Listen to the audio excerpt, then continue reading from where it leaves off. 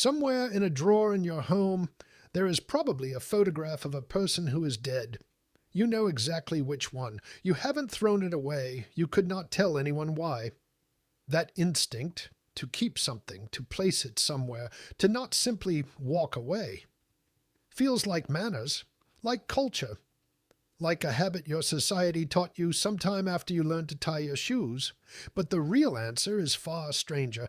That instinct is older than your species. It is older than language, older than agriculture, older than the first cave painting by 100,000 years. And the closer you look at what ancient humans actually did with their dead, the less it looks like a funeral, and the more it looks like something you're still doing right now in a drawer with a photograph.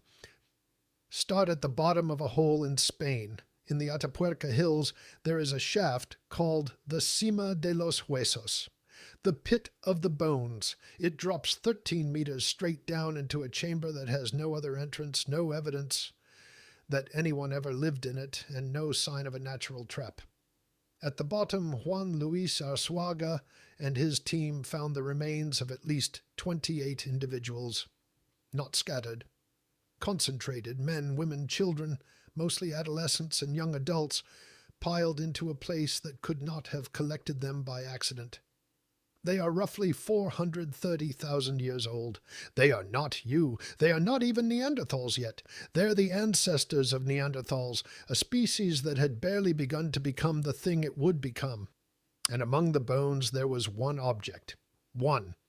A single hand axe made of a beautiful red quartzite that appears nowhere else in the site, unworn, unused, carried in from somewhere far away. The excavators named it Excalibur. Nobody can prove why it's there, but consider what the evidence rules out. It rules out accident. It rules out a home. It rules out ordinary trash. What remains is a hole in the ground where bodies were placed, and a single beautiful object went down with them. Nearly 500,000 years ago, something that was not yet human carried its dead somewhere on purpose. Now moved to a cave in the mountains of Iraqi Kurdistan. In the 1950s, Ralph Selecki excavated Shanidar Cave and found 10 Neanderthals. One of them, known as Shanidar 4, was surrounded in the soil by unusual clumps of pollen, from yarrow, cornflower, hollyhock, ragwort. Selecki concluded he had found a grave lined with flowers, and the finding rewrote the public image of Neanderthals overnight. They weren't brutes, they were mourners. Then came the correction. Chris Hunt and other researchers pointed out something deflating. There is a solitary bee in that region that burrows into the ground and stockpiles exactly those pollens. Rodents do something similar. The flowers may not have been laid by anyone. They may have been groceries. This is where most people expect the story to collapse. It doesn't. In 2018 and after, Emma Pomeroy and a new team went back into Shanidar and found another Neanderthal, Shanidar Z, lying in the same cluster, in the same spot, alongside a distinctive rock that appears to have been positioned as a marker. Multiple individuals, the same location, across generations. Forget the flowers. The flowers were never the point. The point is the address. Something in that cave kept bringing its dead back to the same place again and again over spans of time longer than any nation on earth has existed. That is not an accident. That is a cemetery, and it is a Neanderthal one. And now the case that makes archaeologists genuinely uncomfortable. Deep inside the Rising Star cave system in South Africa, in a chamber reachable only through a chute about 18 centimeters wide, narrow enough that the excavation team had to be recruited for their body size, Lee Berger's team found the bones of at least 15 individuals of a species called Homo naledi. Homo naledi had a brain about the size of an orange, roughly a third of yours. By every assumption the field held, this was not a creature capable of ritual, but there is no other way into that chamber, no evidence of predators dragging them in, no flood could have washed them there. To get those bodies into that room, something had to carry them through absolute darkness, through a passage that a person can barely squeeze through on purpose more than once. Berger's claims about the Naledi burial remain fiercely contested. Some researchers argue the evidence for deliberate interment is not yet strong enough and that the fight is still live. But even the skeptics have to explain the room, and every explanation on the table still ends with a small-brained hominin doing something with its dead that it had no obvious reason to do. Which means the thing you're doing with that photograph may not require a big brain at all. It may not require culture. It may be older than the intelligence you're so proud of. And before you decide this is a human peculiarity, look sideways for a moment. An elephant will stop at the bones of another elephant. Not walk past, stop. Turn them over with the trunk. Run the sensitive tip along the skull and the tusks. Stand there for long minutes, doing nothing that helps it eat mate or escape. Researchers have tested this by putting out skulls of different species. The elephants go for the elephant. Chimpanzee mothers have been observed carrying an infant's body for weeks after death, grooming it, keeping the flies off, long past the point where any part of the brain could still be confused about what happened. None of this is a funeral. None of it is belief. But it tells you where the raw material came from. The refusal to simply walk away isn't a human invention. It's something your lineage inherited and then did something ferociously strange with. Elephants stop. Chimps carry. Your ancestors were the ones who started building a place to put it. So what were they actually doing? Here's where it gets counterintuitive and where you should let go of the word burial.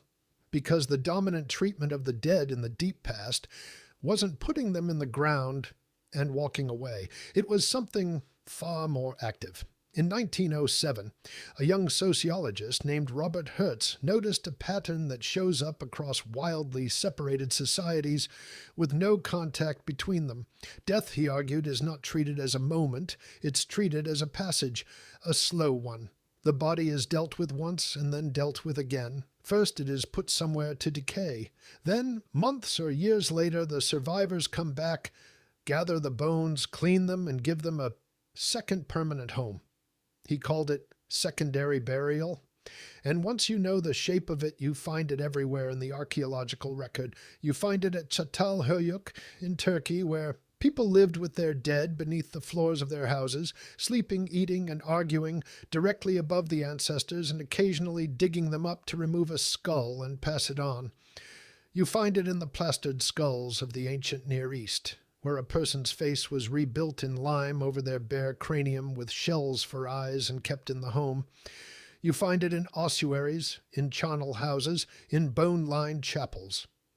And you find it at Gough's Cave in England, where Sylvia Bellow and her colleagues analyzed 14,700-year-old human remains and found something most people would rather not hear. The bones were butchered, filleted, chewed, and cracked for marrow by other humans, and the skulls were carefully shaped into cups. The easy conclusion is savagery. The evidence doesn't support the easy conclusion.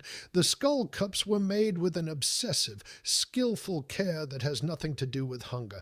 The crania were meticulously cleaned and trimmed to make a vessel, which is a lot of work for a person who just wants a meal. That may have been reverence. In many societies that survived into recorded history, eating a relative was the highest honor available, a refusal to let the body be lost to the dirt or to strangers, and a way of taking a person inside the living rather than abandoning them outside. Different answer. Same question. Where do you put someone who is gone? And then, roughly 34,000 years ago at a site called Sungir in Russia, the question got expensive. 2 children were buried head to head. With them, spears made from straightened mammoth tusk, a process nobody has fully replicated, carved ivory animals and beads. Thousands upon thousands of ivory beads, each one drilled by hand.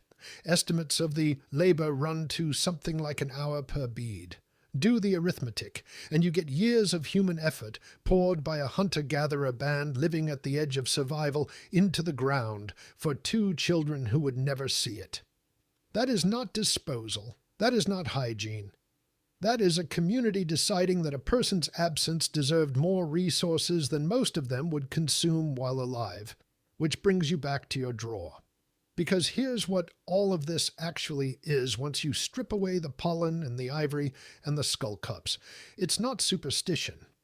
It's not a belief about an afterlife. You can't excavate a belief. It's a refusal. When someone dies, the physical world offers you a simple, correct answer. This is now matter, and matter goes where matter goes. Every species on Earth accepts that answer. A body is left where it falls. Your lineage looked at that answer and said, no, not that. Somewhere else. Somewhere chosen. The Sema is a no. Shanidar is a no. The rising star chamber is a no. The beads are a no, repeated 13,000 times, one hole at a time. And you make the same refusal constantly without noticing. You don't delete the phone number.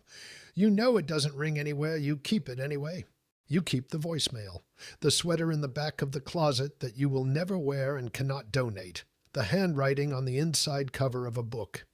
You visit a rectangle of grass in a city you don't live in, and you speak out loud to it, and you're not confused.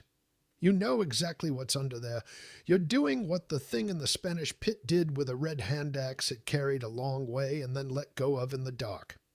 You're putting the person somewhere that isn't nowhere. Somewhere in a drawer in your home there is a photograph of a person who is dead. It has been there in one form or another for 400,000 years.